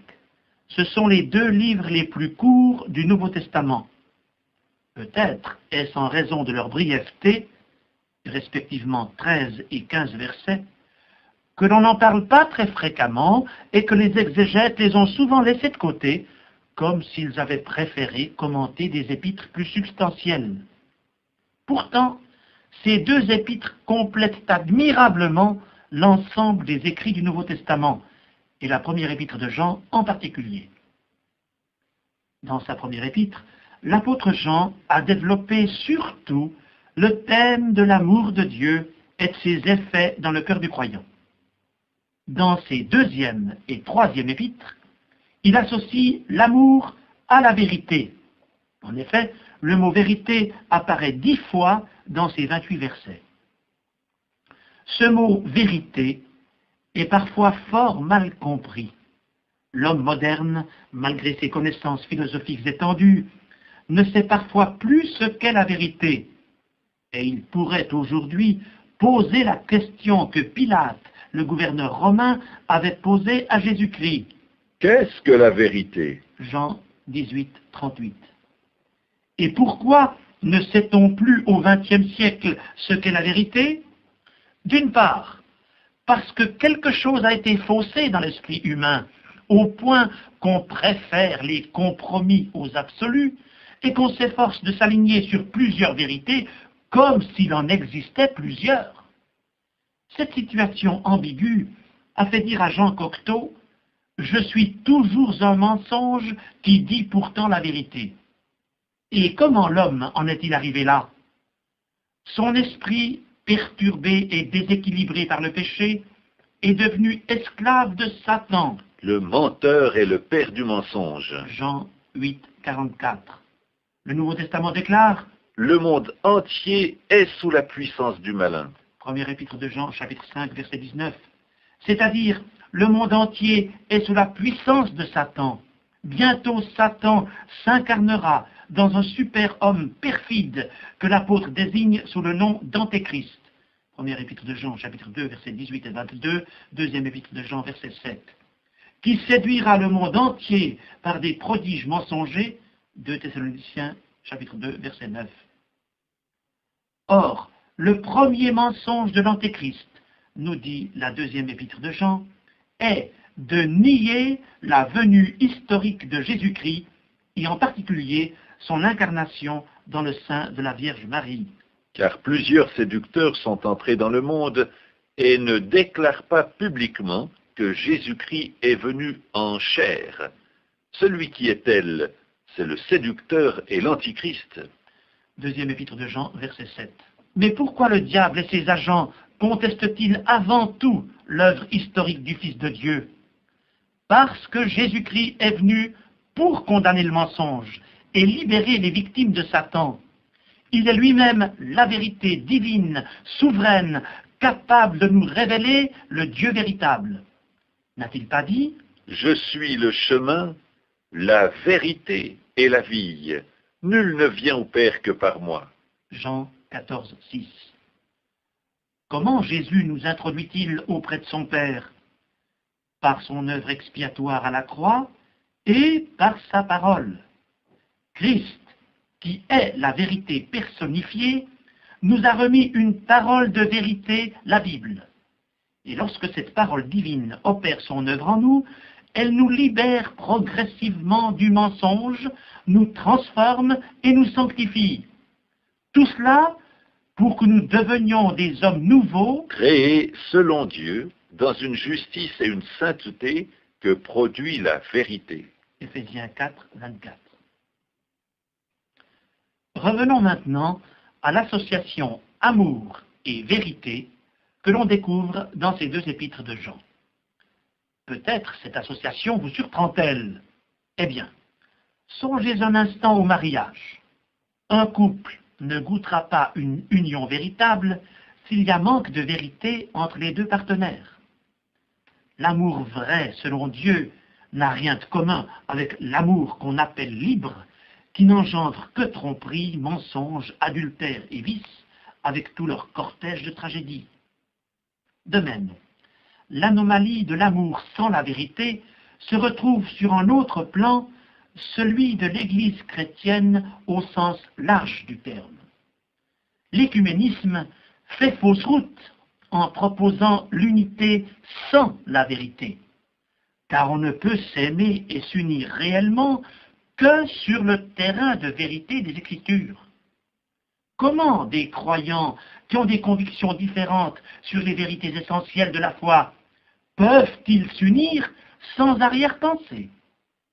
Il faudrait d'abord que la chrétienté revienne à la foi originelle et au terrain de vérité de l'Écriture pour que la prière sacerdotale du Seigneur Jésus-Christ en Jean 17 trouve son exaucement. Sanctifie-les par ta vérité. Ta parole est la vérité. Que tous soient un, comme toi, Père, tu es en moi, et comme je suis en toi, afin qu'eux aussi soient un en nous, pour que le monde croie. Des considérations de cet ordre motivaient l'apôtre Jean lorsqu'il a écrit ces deux dernières épîtres. Écoutons-le. Que la grâce, la miséricorde et la paix soient avec vous, dans la vérité et l'amour. J'ai été fort réjoui de trouver quelques-uns de tes enfants qui marchent dans la vérité. Deuxième épître de Jean, versets 3 et 4. Je n'ai pas de plus grande joie que d'apprendre que mes enfants marchent dans la vérité. Troisième épître de Jean, verset 4. Lorsque les enfants de Dieu marchent dans la vérité, ils se détournent de ceux qui renient Christ.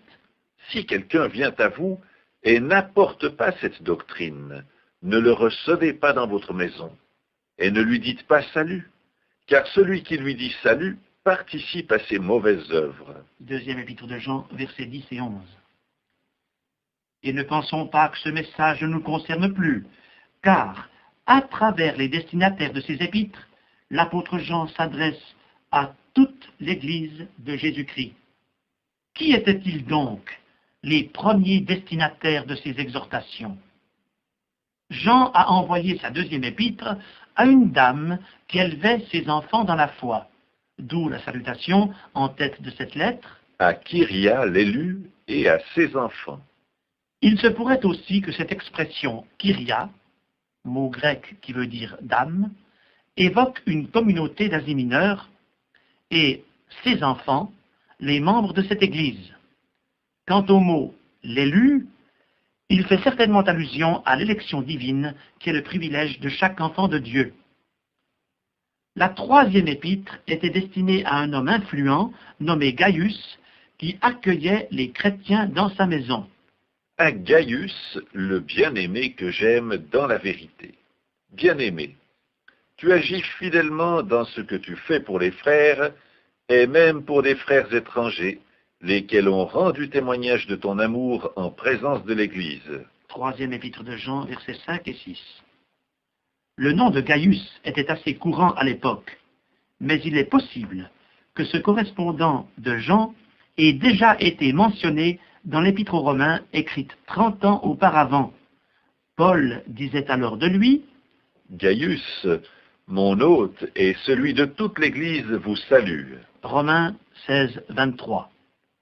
Gaius était certainement un modèle pour les chrétiens de son Église. Mais il n'en était pas de même de Diotrephe, pourtant membre de la même communauté. Jean s'en afflige. « J'ai écrit quelques mots à l'Église, mais Diotrephe, qui aime à être le premier parmi eux, ne nous reçoit point. C'est pourquoi je rappellerai les actes qu'il commet, en tenant contre nous de méchants propos.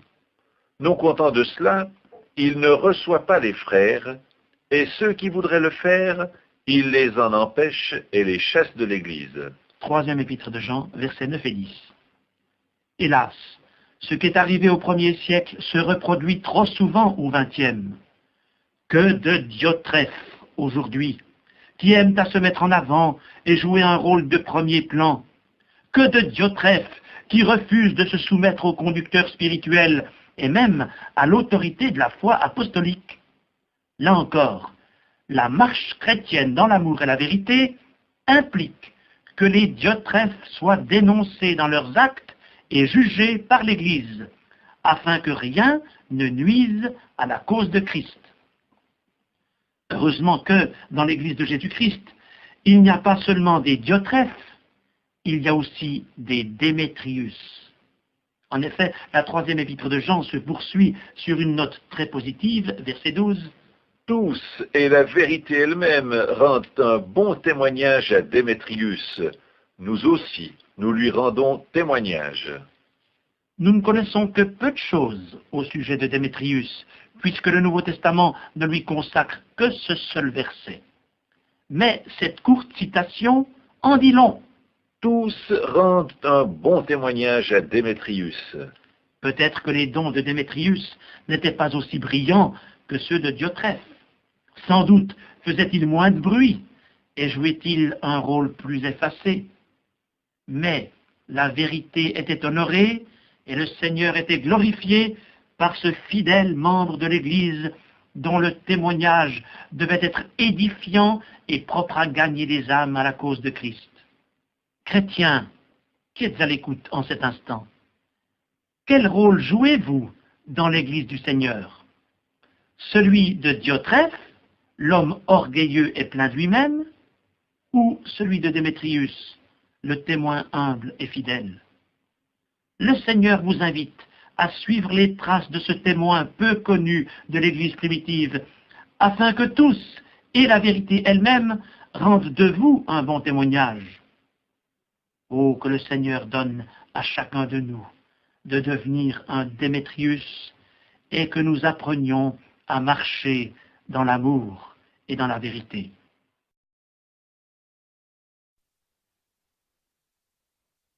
Lisez l'épître de Jude, et vous serez frappés de la profondeur de son message et de la variété des sujets abordés.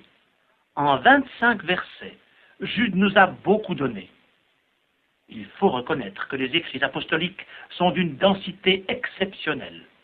Or, seule l'inspiration du Saint-Esprit a pu communiquer aux écrivains sacrés du Nouveau Testament une révélation si riche sous une forme si condensée.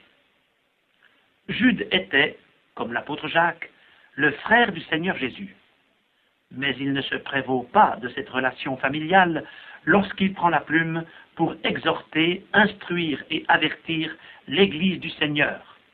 Il se présente Jude, serviteur de Jésus-Christ et frère de Jacques. Remarquons tout d'abord qu'il évoque de nombreuses scènes de l'Ancien Testament. L'offrande de Caïn, la prophétie d'Enoch, la corruption des générations antédiluviennes, la destruction de Sodome et Gomorrhe, la sortie d'Égypte, la révolte de Corée contre Moïse et Aaron, l'égarement du devin Balaam, la mort de Moïse. Pourquoi tous ces exemples? Pour illustrer l'apostasie des derniers temps, sujet essentiel de cette lettre de Jude. Ce terme apostasie vient du grec apostasia, qui se trouve 2 fois dans le Nouveau Testament, Actes 21-21, 2 Thessaloniciens 2-3. A pu dominer le bruit de l'intense trafic de la rue. Des centaines de Londoniens passaient sur les trottoirs à une 50aine de mètres au-dessous de lui, mais personne n'a entendu les appels du malheureux. Le mécanisme du mouvement d'horlogerie a broyé impitoyablement l'employé, qui a succombé à une mort atroce, privé de tout secours, au lieu même où se pressait la foule citadine la plus dense. Ne jouez pas avec le temps qui ne vous appartient pas. Vous ne pouvez empêcher l'aiguille du cadran de Dieu de poursuivre sa course. Peut-être avez-vous pensé que Dieu n'existe pas, ou que, s'il existe, il voulait s'agir entièrement à votre guise. L'employé londonien accomplissait son travail routinier quand soudain il s'est trouvé pris dans un engrenage et projeté dans l'au-delà.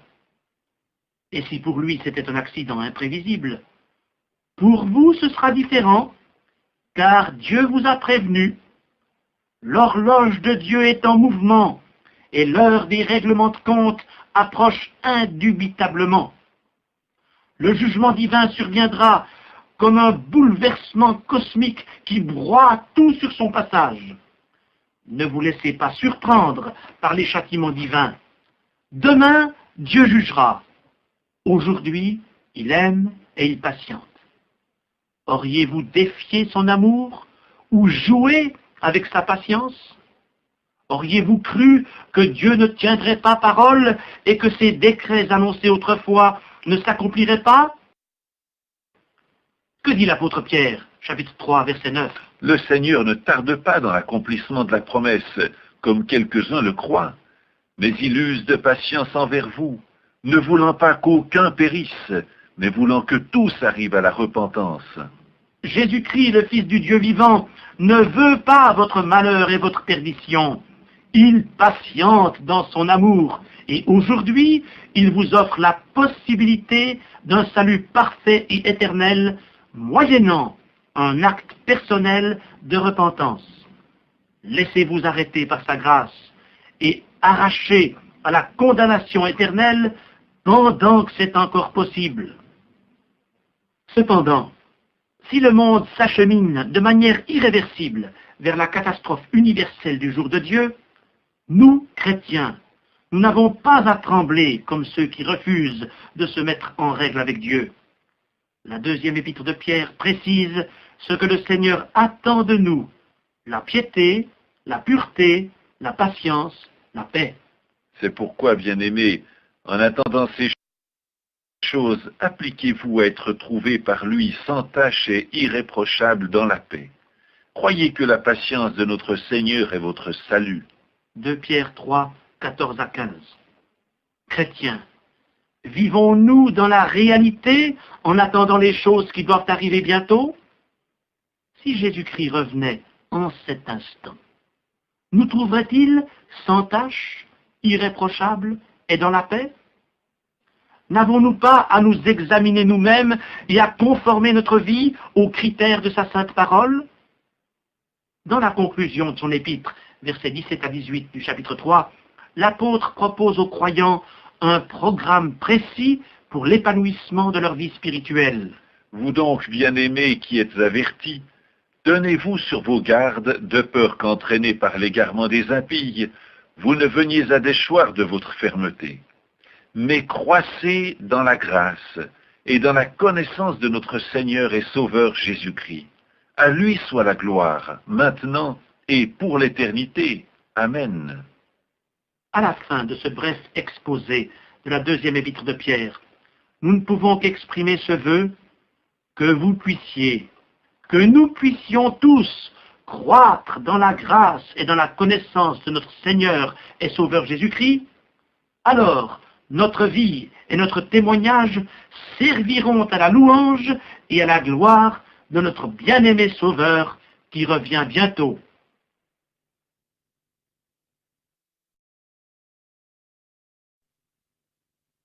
L'amour de Dieu a été manifesté envers nous en ce que Dieu a envoyé son Fils unique dans le monde afin que nous vivions par lui.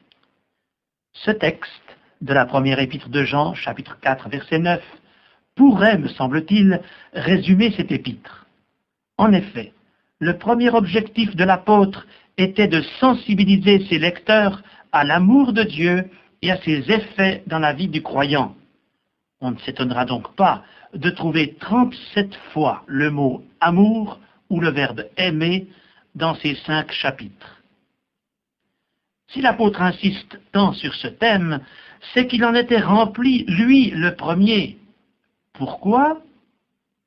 Le Seigneur Jésus avait rencontré Jean et son frère Jacques sur les rives de la mer de Galilée. Ces pêcheurs de profession étaient des hommes simples et rudes. Jésus les a surnommés « fils du tonnerre » Marc 3, 17. Peut-être en raison de leur caractère plutôt entier, impulsif, voire colérique. Jacques et Jean étaient vraiment fils du tonnerre lorsqu'ils proposèrent un jour que le feu du ciel descende et consume les Samaritains qui n'avaient pas voulu recevoir leur maître. Luc 9, 54. Mais le Seigneur les enseigna. Écoutons-le. Évangile de Jean, chapitre 13, verset 34. Mes petits enfants, je vous donne un commandement nouveau. Aimez-vous les uns les autres. Comme je vous ai aimés, vous aussi aimez-vous les uns les autres. Et n'entendons-nous pas l'écho de ces paroles de Christ dans l'épître de Jean? Bien-aimés, aimons-nous les uns les autres, car l'amour est de Dieu, et quiconque aime est né de Dieu et connaît Dieu. Celui qui n'aime pas n'a pas connu Dieu, car Dieu est amour. Première épître de Jean, chapitre 4, versets 7 à 8. Et c'est ainsi que, peu à peu, Jean est devenu le disciple de l'amour. Vers la fin de son évangile, il parle à diverses reprises de lui-même comme du disciple que Jésus aimait. Jean 13, 23, 19, 26, 20, verset 2 et 21, verset 7.